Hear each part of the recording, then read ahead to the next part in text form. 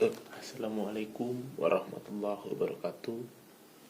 Perkenalkan, nama saya Wildan Fadilah dari kelas TK04.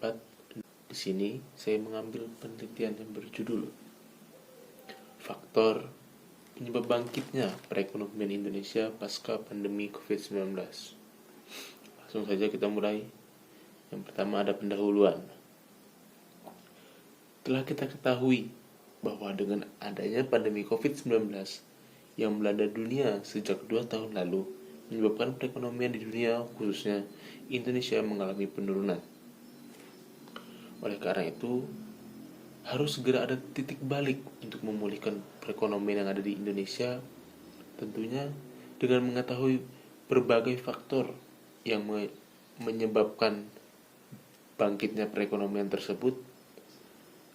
Penulis laporan ini juga melatar belakangi sebagai bukti tanggung jawab penulis sebagai mahasiswa untuk merampungkan tugas besar untuk mata kuliah literasi data. Kemudian ada data dan sumber data. Semua data dikumpulkan menggunakan data sekunder yang didapatkan oleh lembaga BPS atau biasa disebut Badan Pusat Statistik. Dan jenis data yang dikumpulkan adalah struktur yang biasa disimpan di dalam informasi dalam bentuk terorganisir sehingga mudah diakses dan mudah untuk dianalisis. Kemudian metode yang digunakan untuk pengumpulan data. Metode yang digunakan untuk mengumpulkan data ini menggunakan metode survei. Nah, namun surveinya ini diwakilkan atau menggunakan para ahli yang telah tersedia karena tidak memungkinkan untuk kita mengambil populasi seluruh masyarakat Indonesia. Oleh sebab itu kita mengambil dari lembaga yang telah ada, seperti Badan Pusat Statistik yang milik negara. Kemudian ada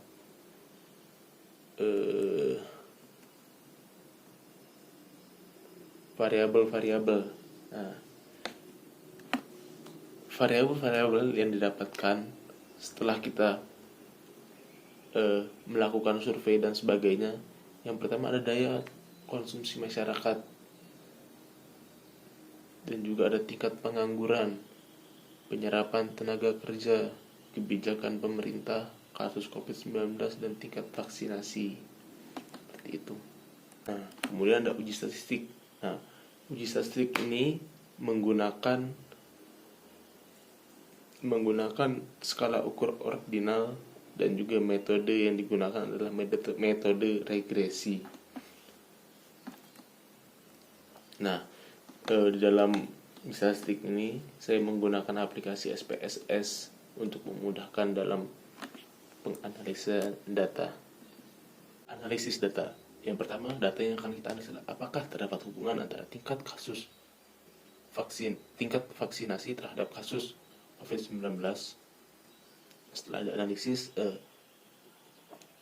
menyatakan bahwa nilai korelasi hubungan antara R-square sebesar 0,126 yang mengandung pengertian bahwa variabel bebas dalam kurung tingkat vaksinasi terhadap variabel terikat kasus COVID-19 sebesar 12,6%. Kemudian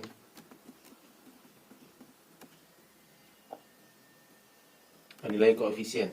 Diketahui bahwa nilai koefisien sebesar 12,915, sedangkan nilai tingkat vaksinasi sebesar min 0,438. Sehingga bersama regresi yang dapat ditulis adalah konsentrasi sebesar 12,915 mengandung arti bahwa koefisien variabel kasus COVID-19 adalah sebesar 12,915. Koefisien regresi X sebesar min 0,150 menyatakan bahwa setiap penambahan satu nilai tingkat vaksinasi, maka nilai partisipasi bertambah 0,150. Koefisien regresi tersebut bernilai negatif searah dengan pengaruh variabel X terhadap Y adalah negatif. Kemudian yang kedua adalah apakah Pertanyaan yang kedua, apakah terdapat hubungan antara kasus COVID-19 terhadap penyerapan tenaga kerja? Setelah hasil uji analisis, dinyatakan bahwa variabel kasus COVID-19 sebagai independen dan tingkat penyerapan tenaga kerja sebagai dependent dengan menggunakan metode enter dalam regresi. Dinyatakan bahwa nilai korelasi hubungan R square sebesar 0,10 yang mengandung pengertian bahwa pengaruh variabel bebas kasus COVID-19 terhadap variabel terikat tingkat penyerapan tenaga kerja adalah 10%. Kemudian diketahui bahwa nilai konstanta A sebesar 302,068, sedangkan tingkat vaksinasi sebesar min 0,800, sehingga persamaan regresi yang dapat ditulis dengan konstanta sebesar 302,068 mengandung artian bahwa koefisien variabel kasus COVID-19 adalah sebesar 302.068. Koefisien regresi X sebesar min 0,800 menyatakan bahwa setiap penambahan 1% nilai kasus COVID-19, maka nilai partisipasi bertambah 0,800. Koefisien regresi tersebut bernilai negatif, sehingga arah pengaruh variabel X terhadap Y adalah negatif. Kemudian yang ketiga adalah hubungan antara tingkat penyerapan tenaga kerja dengan tingkat pengangguran. Langsung saja kita ke hasilnya. Menyatakan hubungan R square itu sebesar 0,481, yang berartian pengaruh variabel bebas dan terkaitnya itu sebesar 48,1%.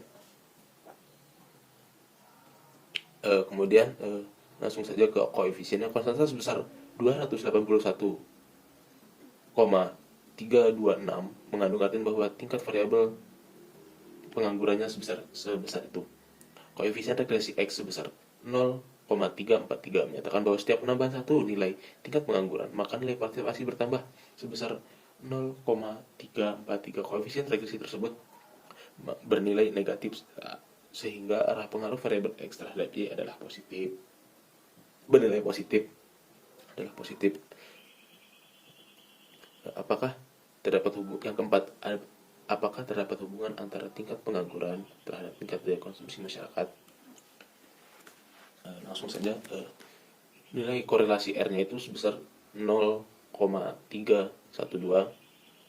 Kemudian pengaruh variabel bebas terhadap variabel terikat, yaitu tingkat daya konsumsi masyarakat terhadap tingkat pengangguran sebesar 31,2%, sehingga koefisien itu konstanta sebesar 9.741 mengandung artian berarti 9,71% tingkatnya. Kemudian koefisien regresi X sebesar 0,348 mengandung 21% peningkatan daya konsumsi masyarakat, maka nilai partisipasi bertambah sebesar 348. Koefisien regresi tersebut bernilai positif, sehingga arah pengaruh variabel X terhadap Y adalah positif. Nah, setelah melakukan berbagai uji yang telah dilakukan, terdapat kesimpulan berdasarkan uji tes di atas bahwasanya faktor-faktor yang menjadi bangkitnya perekonomian yang ada di Indonesia menjadi variabel yang berpengaruh dari variabel satu dengan variabel lainnya dalam segi positif maupun negatif setelah hasil uji yang telah dilakukan tadi. Maka dari itu, setiap variabel faktor perlu adanya penanganan yang maksimal sehingga membuat pertumbuhan ekonomi lebih cepat dan makin maksimal. Dan ada diskusi, pandemi COVID-19 menyebabkan perekonomian seluruh dunia mengalami penurunan secara masif di segala bidang, tidak terkecuali Indonesia. Namun, dengan menurunnya tingkat COVID-19 dan makin ratanya vaksinasi yang ada di Indonesia, hal tersebutlah menjadi faktor pendorong perlu adanya peningkatan dari setiap faktor yang telah menjadi faktor pendorong peningkatnya perekonomian yang ada di Indonesia pasca pandemi. Dari hasil analisis data telah didapatkan pada lembaga terkait untuk mendapatkan variabel-variabel yang telah menjadi faktor utama pada pertumbuhan ekonomi di Indonesia. Dan besar harapan untuk kedepannya banyak penelitian yang mengupas dan menyorot tentang pertumbuhan ekonomi yang ada di Indonesia. Akhir kata dari saya, sekian dan terima kasih. Mohon maaf atas segala kekurangan dan kesalahan, karena kesempurnaan hanya milik Allah Subhanahu wa taala.